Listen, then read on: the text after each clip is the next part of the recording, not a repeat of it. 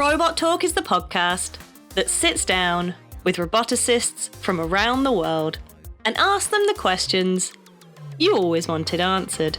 Like, what tech breakthroughs are next? And how does that thing work?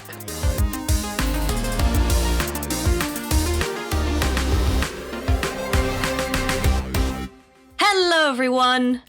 Welcome to Robot Talk. I'm your host, Claire Asher, and in today's episode, I'm finding out about a new funding agency in the UK created to support groundbreaking research that's just too speculative, too challenging, or too interdisciplinary to get funded elsewhere. Before that, I'd like to remind you to join the Robot Talk community on Patreon, where you'll find exclusive behind-the-scenes updates, monthly bonus episodes, and opportunities to have your say about the future direction of the podcast. Check out patreon.com/Claire Asher to find out more. So, without further ado, I'm excited to introduce this week's guest.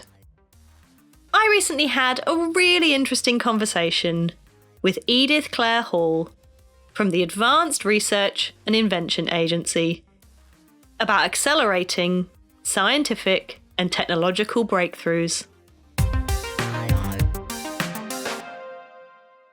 This week, I'm chatting to Edith-Clare Hall, a frontier specialist at the Advanced Research and Invention Agency, whose work focuses on accelerating breakthroughs in emerging and future tech. Hi Edith, great to have you on the podcast. Hi Claire, I'm excited to be here too. So let's start by talking about your PhD research at the University of Bristol, where you've been working on wearable robotics to support people with progressive conditions such as motor neuron disease. So can you tell me a little bit about this project?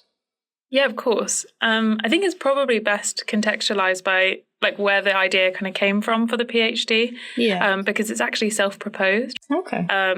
I was doing mechanical engineering at the University of Sheffield, and I was totally convinced I was going to do a Rolls-Royce graduate scheme and was obsessed with computational fluid dynamics and getting power from things you can't see. But then I was looking at the master's projects, and none of the aerospace ones were that exciting. They were tiny pieces of really big projects. Yeah. But there was one looking at sort of devices for people with motor neuron disease. And my grandma Nora passed away from motor neuron disease when I was 9. And it just felt like a really synergistic moment of I've got these engineering skills, I'm kind of moving away from just doing maths and thinking about applying that maths to stuff.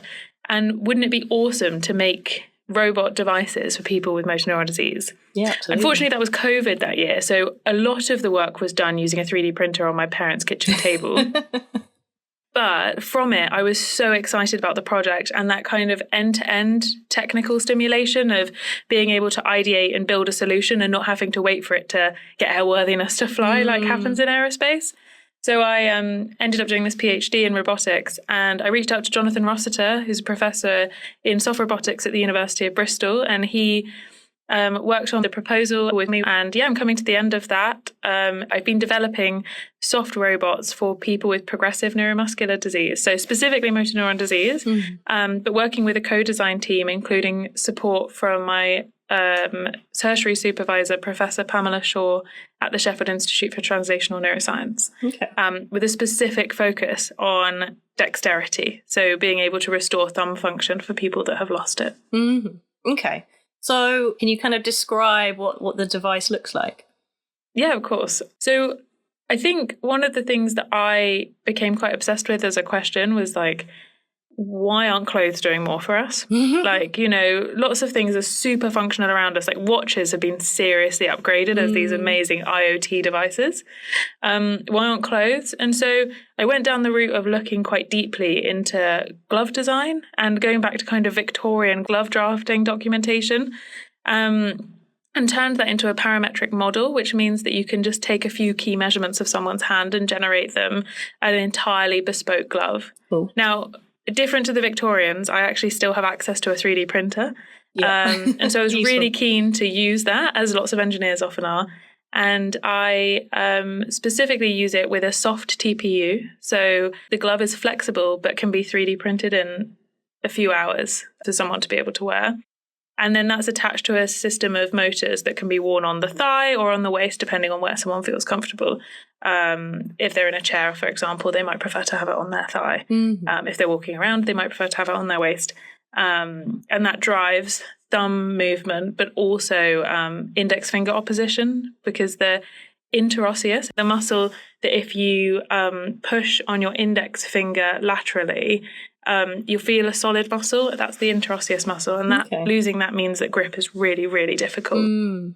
And then I kind of paired that system with as needed control to the extent I've been able to do within the PhD timeline, so that like people voice bank quite a lot in motor neuron disease, you can now grip bank your healthy grips if you were for early diagnosed. And then as the disease progressed, you would just have the amount of assistance you need. That's amazing. Yeah, I mean, obviously, like the thumb, index finger, that kind of pincer grip is one of the most amazing and important parts of what we can do with our hand.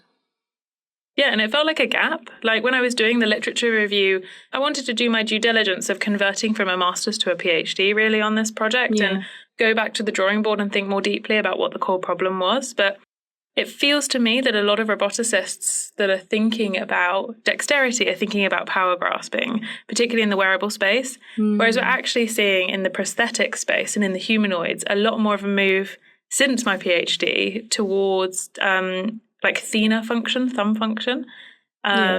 And so I feel like I was onto something. But yeah, I'm hoping to see much more in that, because trying to pick things up without your thumb or index finger that are fine is really, really difficult and frustrating. I challenge anyone to have a go. It's pretty hard. Yeah, definitely. You know, obviously there's only so much you can do within the scope of a PhD, and devices like this can take a long time to go from, you know, idea to clinical applications. What's going to become of this project when you finish your PhD? I think that's a question that I'm pretty open-minded to. So one of the final things that I have left to do is my kind of taking it to people with MND and reviewing it with them. Within the PhD timeline, it's so hard to get ethics approval to do a proper clinical trial. But I'm hoping that that initial qualitative study and the combination of that with a healthy user study will kind of sow the seeds for this to progress further. But I've always been really keen to work in a team. PhDs are pretty individual. Like you work in isolation on something really deeply for several years. But I initiated a co-design team as soon as I started the PhD, which include healthcare professionals, people living with the disease and carers. So I'm hoping that within that group, we can really think more deeply about where the next steps are. But at the moment, I would love to push this towards becoming something that people are able to use. But yeah, navigating the roadmap towards that is complicated research translation. Like part of my thesis is on how hard that is. So I'm trying to take lessons from that when thinking about what happens next. Yeah. I mean, it's an incredible project, and I hope it gets to go through that process and make it out the other side, because I think it sounds like it will be really transformational for so many people. I hope so. So continuing your kind of trend of pushing the boundaries and being at the frontier of new technology, you're now working at the Advanced Research and Invention Agency, or ARIA. So for listeners who aren't familiar with the organisation, can you give us a bit of an overview about what ARIA is all about? Of course, I'll do my very best. So ARIA was established by the UK government in January 2023 through the ARIA Act, which I highly recommend if people are interested, having a read. And the idea is that it's to address these enormous challenges and opportunities. So from robotics to climate change to AI to bioengineering, that actually we think can be uniquely addressed by science and technology in the UK. Their initial budget was £800 million, and that looks set to be expanded because we've got some really awesome signals of what's to come. And I think you can really distill the organisation to 15 now programme directors across 2 cohorts, each of whom have one £50 million programme at the moment in areas that they think are super ripe and important if true and underexplored relative to that potential for impact in the UK. So the program directors are kind of partnered with a technical specialist, and the two of them kind of hand in hand go deep into a technical area and really try and accelerate research and development in that space. ARIA as a model is an experiment. And I think one of the things that we were missing was cross-pollination between those areas. And I think frontier specialists like myself, I like to think are like organizational bumblebees, where we're technical generalists. There's 4 of us at the moment. And each of us has very different technical backgrounds, but we are curious people who hop in between spaces and try and add immense value or accelerate some part of a process, whether it's accelerating a success or actually, steering towards another kind of excess of doubling down on things or finding new approaches. Mm-hmm. That sounds really exciting. What is your kind of day-to-day like? What are you doing on any given day? It's actually, and I know this is like such a cliche, and when I was at school and anyone you spoke to about their job said, oh, every day is different. But truly, every day is so different. And I think one of the amazing parts of ARIA and my role is that it has a lot of learning and development every day for myself, for ARIA as an organisation, but also for the broader technical ecosystem within the UK and beyond. So I think for the technical side, it's all about expanding the technical surface area of the organisation, like where else can we reach and where will we be excited about in a few years' time. And sometimes that means working with programme directors on their emerging areas. So I've been super excited to work with lots of the new cohort of programme directors on everything from drones to trust infrastructure to ecosystem resilience, but also helping the first cohort of programme directors such as Jenny Reed, who's managing the Robot Dexterity project, which obviously based on my PhD I just described is super close to my comfort zone, but I'm really trying to push myself out of that comfort zone and reach deeper into the portfolio. And then also really trying to push the envelope of where ARIA currently is. So what does the next cohort of programme directors look like and things like that is super exciting. And we're now, as a team, managed by the CTO office. So Ant is our line manager, who is the CTO of ARIA. And so we're working more in that space of evolving the ARIA model as well. Cool. Yeah, it's a really kind of interesting model for how to do research. How are the kind of areas of research selected? Are there like pre-established ones, or is it entirely kind of driven by the program directors? I think this is like one of the things that when I read the job description, I was so excited about of the organization is that they really put people before the projects. And so actually one of their models is to take amazing people, for example, the program directors, and empower them to carve out a space that's really high potential for impact. Now, there are like lots of ways that they do that. They go out and meet lots of people in the UK ecosystem. They do really deep technical research in the area. But they're also allowed to be kind of visionaries in a space, which I think is quite rare. And I think that's why the opportunity spaces have a little bit of poetry to them when you read them, because they are imagining a really exceptional step change in the future. Yeah. It's not just about mathematics. There's a little bit of space for that storytelling as well. Yeah, that's really interesting. I think so much research these days has become so narrowly focused with like really short-term grants, and you have to kind of almost know it's going to work before you start doing it. And I understand the kind of reasons behind that, but it is quite restrictive, and I think it ends up really limiting what we can do. Yeah, and we're part of the team of the UK R&D ecosystem, right? So it's not trying to be competitive with other organisations. Yeah. It's about trying to find the things that aren't funded by other things, that if we can give them a bit of support, can emerge into something that really is impactful. And we often talk about the impact being measured by the influence it has on, children today when they are adults. And I think that's like a really, really stimulating framing for thinking about science and technology, because that's why most people choose this as a career, right? Like, because you want to help, but you probably don't want to be a medical doctor. That's what the position I was in. Yeah, definitely. I know you're relatively new to your role at ARIA, but what is the coolest thing that you've like seen or been involved with so far? Oh my gosh, that is such a good question.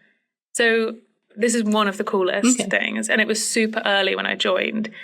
And Rico Chandra, who's one of the new cohort of program directors, came in with this amazing vision of perpetual flying drones. Okay. So drones that don't have to land for months or even a year at a time, using atmospheric energy sources to be able to fly. If you're interested, again, that thesis is available on the ARIA website now. But when he came in as this like really strong visionary, it actually felt like there was this synergy emerging with an existing ARIA opportunity space. And I think it kind of alludes to what you said before of like, how are we choosing projects and how are we choosing people, which is run by Sarah and Gemma in Scoping Our Planet. Okay. And they have a program in that called Forecasting Tipping Points, which is around like understanding Earth systems. And if you think about perpetual flying drones that harness atmospheric energy, they need a really deep understanding of pretty complex Earth systems like wind and weather modeling. Yeah. And so it felt like a really natural fit. And so one of the awesome things that I got to do is support both sides of that discussion on reformulating the opportunity space, which is constructed out of beliefs, which are pretty subjective visions in that kind of PD narrative, and observations, and seeing where they aligned and where they contradicted, and evolving that with these three incredible technical experts. And like seeing what is possible when you have people collaborating and co-visioning these awesome future landscapes that are very technical in very different ways, kind of bringing together science and engineering, which often philosophically I think are quite different. So that was amazing and so stimulating. And I'm really excited that Rico took that step into an existing opportunity space. And I hope more of that happens in ARIA's future. Yeah, absolutely. I mean, I love that you've picked that example because obviously I'm really into robotics. But I've also previously, as a science journalist, written about Earth system tipping points. So that's an area I'm like fascinated by. I think it's interesting because obviously in order to make those perpetual drones work, you need a deep understanding of the Earth system. But then once they were working, in theory, you could use them to monitor how the Earth system is changing. So true. It's like closing a really awesome engineering design loop. Yeah. And I think like echoing the PhD of co-design, like I love environments in which people who perhaps don't speak the same kind of technical language. So like in that context, it was healthcare professionals and roboticists.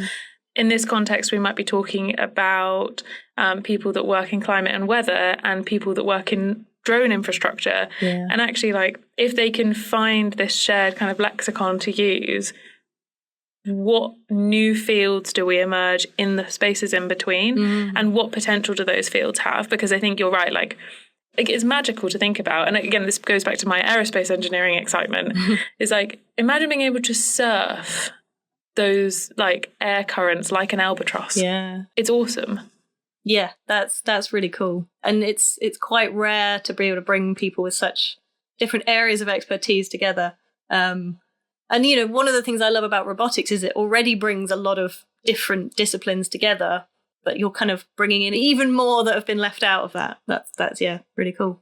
And I think that's one of the things that because frontier specialists, as I said, we're not identical. In fact, if anything, we're selected to be quite different, but with a shared kind of curiosity and I guess a bias for action as well and doing things. So I think one of the things that I'm really interested in is like, I have this fundamental belief that the robots are coming, and I see that as a really good thing. I want to be part of crafting that roboticized future. And I think actually there's a prevalence in most of ARIA's opportunity space for robotics to emerge. And I think co-developing robots with these really exciting emerging areas that are looking at vaccines or at trust infrastructure or anything else is a really cool way to think about robot development in a way that it's deployable and tolerable in our lives. And if anything, useful. That's the real dream. Yeah. Whereas actually, if you look at the website, you might just see that we have one specific robotics opportunity space, but I actually think that it's a consistency across them. Yeah. I mean, it sounds like an incredibly cool place to work. It's a really fun sandpit, I think, where everyone else that you're hanging out with has a really shared passion for science and technology. And so, I drink so much coffee just so that I can have conversations by the coffee machine. So You're the third guest I've had on the podcast now who's part of the leadership team of the UK chapter of Women in Robotics, which is a community that supports and promotes women working in the field of robotics. So do you have any exciting news or updates from Women in Robotics UK that you'd like to share? Yeah, I mean, I loved the interviews with the other two leads. I think it was awesome. And I love their research projects as well. It's been a huge part of my PhD experience stewarding the community in Women in Robotics. And I think one thing that I've learned from ARIA in that most of the technical roles here are time-bound so that you can kind of run at them as hard as you can and then they're built to be passed on. And so I think looking at that community and looking at the status of the leadership team in terms of PhD timelines or, you know, life and awesome opportunities that come with the fact that they are an awesome group. Yeah. I think it's important that we think about how we protect and evolve it so that other people can steward it as well, because it's been a huge part of my career in personal development and friendships, actually. I think EDI is increasingly important. And so one of the things that's been really exciting this year is working on a Royal Academy of Engineering Ingenious grant, where we developed, and I'm actually really glad you said it already, about the interdisciplinary nature of robotics. Yeah. Because at school I would have pictured a very different type of like automation, you know, sort of like car manufacturing or, you know, how it's made. I used to love on YouTube. But actually robotics as a design field is really interdisciplinary as well. So through that project, we partnered with organizations and robotics companies, including Renishaw and RS Components, to be able to develop industry-linked robotics workshops for young people. And then also in the same moment, train their team in being STEM ambassadors. Because I think as a very proud STEM ambassador, and Claire, I know you are as well, it's really important that we don't go in and deter people because of poor ambassadorship. Absolutely, yeah. And so we wanted to make sure that they had that holistic understanding of EDI and were able to deliver the workshops. So that was really awesome and felt like a really strong, like the first year of Women in Robotics for me was about building a community of people that support each other.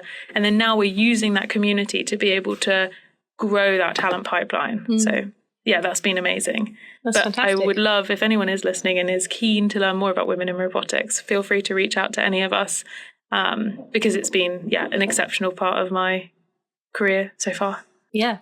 I'm really pleased to hear about the training in being a STEM ambassador, because I think so many women who work in STEM, who work in science, who work in engineering, end up being asked to do these things because, you know, some fields more than others, they're a rare breed, unfortunately. And so a lot of this responsibility gets lumped on women, often without any training, without really any experience or, you know, an enthusiasm to do it, but not necessarily having the tools to know how to do it. So I think that's really important.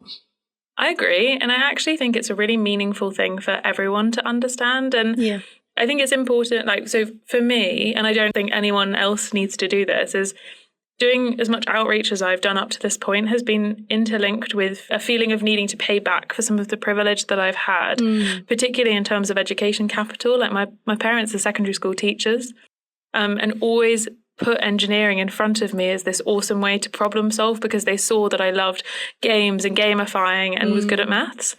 And so I think it's really important for me to do it for that reason, but people do it for all kinds of reasons. And actually, I became an engineer probably not just because of my parents, but when I was in year 8, so I was 13, the IET came into my school and did a robotics-based workshop. Oh, cool. And I never thought about robotics again until I then did a PhD in it. So I suppose I owe a lot to the IET for that. Yeah. Planting the seeds. Exactly. And I think it does that. Like, one of the awesome things about that was that the woman that came in wore a bright suit. And I do a lot of outreach and things. And so I was in Marks and Spencer's not long ago. And I now own my own bright green, I think hers was pink, bright green suit that I wear to do STEM outreach now. So amazing. Yeah, I think people like that show the role to be something that is engaging. I mean, she referred to herself as a professional inventor. How cool can you be? Yeah, that's awesome. And I like to think that doing the PhD made me wear the hat of a professional inventor for that period of time. And I hope to keep wearing that hat in every facet of life, because I think part of engineering is being a problem solver, whether you need like a new plug in your sink or whether you're doing a proper engineering project and designing a bridge. Yeah, absolutely. I think that's a fantastic outlook. Edith, it's been really fun speaking to you today. I've been talking to Edith-Clare Hall from the Advanced Research and Invention Agency. Thank you. Thank you.